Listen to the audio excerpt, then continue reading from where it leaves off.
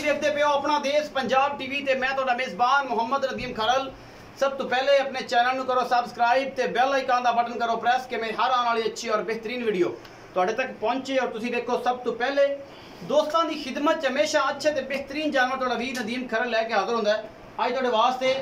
एक गवाल दी और खूबसूरत एक मझ दी वीडियो लैके हाजिर होए हैं। माशाअल्लाह सुआ दूजा या तीसरा सुआ है सुई है मेरे हिसाब दे नाल मगरे दे कट्टी है हुणे ही सुई है और मालिक अल्लाह दे फजल नाल कहंदा जी इंशाअल्लाह अल्लाह दे फजल नाल 20 सिर दूध देवेगी। बाकी जनाब लैने जेहड़े मुकद्दर ने आला ते बेहतरीन जानवर अपना देश पंजाब टीवी दी जिन्नत होंदे ने। कैमरामैन साहब ए कट्टी विखा दो मैं पई ये हुणे ही सुई है अद्धा घंटा होया पौना घंटा होया ये जनाब कट्टी है पिछे ये बहुत ही खूबसूरत और जनाब कैमरामैन तसल्ली नाल हर चीज़ विखा रहा है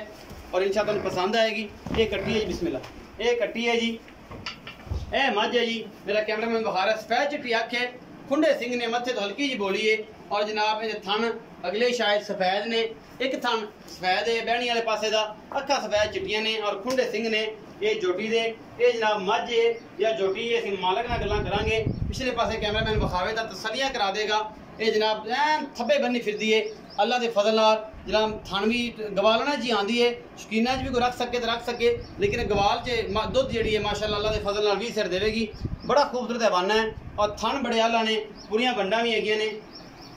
और माशाअल्लाह पूरे पूरे हिसाब किताब की जनाब मझ है दोवें अखां सफेद चिट्टियां ने अखां दे विच दोवें कड़े भी है मत्थे तो बोली और खुंडे सिंह ने ये सारा कुछ अपना देश पंजाब टीवी की जिन्नत है। ये मझ है छोटी बखी दी है चंगी रजी पुजी हुई है मझ अपना देश पंजाब टीवी तुहाडे पास हमेशा गवाल दे अच्छे और बेहतरीन जानवर लैके आंदा है। बाकी लैने देने मुकद्दर ने यह जनाब सारा कुछ तुहाडे सामने आ गया है। असीं करना भाई शहबाज नाल गल ते सद लैने उन्हां नूं आओ भाई शहबाज इत्थे आओ इत्थे मेरे कोल अस्सलाम वालेकुम जी। वालेकुम सलाम भाई शहबाज की हाल चाल करम अल्लाह दा जी। शहबाज भी जी मैं विखाई है किन्ना सुआ सुई है ये भाजी दूसरा सुआ सुई है ये 1.5 साल दूध दे के बाद नवें दुध होंदी है। अच्छा जी हाँ इस करके लगदी तीसरा लेकिन जर्मन दूसरा पहला कट्टा अपने कोल खड़ा। अच्छा घर दी है घर व्यापारी तो नहीं नहीं जी घर ये घर दी घर। अच्छा तो मोहब्बत प्यार वाला मुल करो तो पिछले सुबह दुध कितना चोया जी ਇਹਦਾ ਭਾਜੀ ਬੱਚੇ ਨੂੰ ਆਪਣੇ 2 ਥਣ ਛੱਡ ਕੇ 18 ਕਿਲੋ ਅਸੀਂ ਪਹਿਲਾਂ ਦਾ ਚੋਇਆ पहलन दा ਹਾਂਜੀ ये घर दी है ਘਰ ਦੀ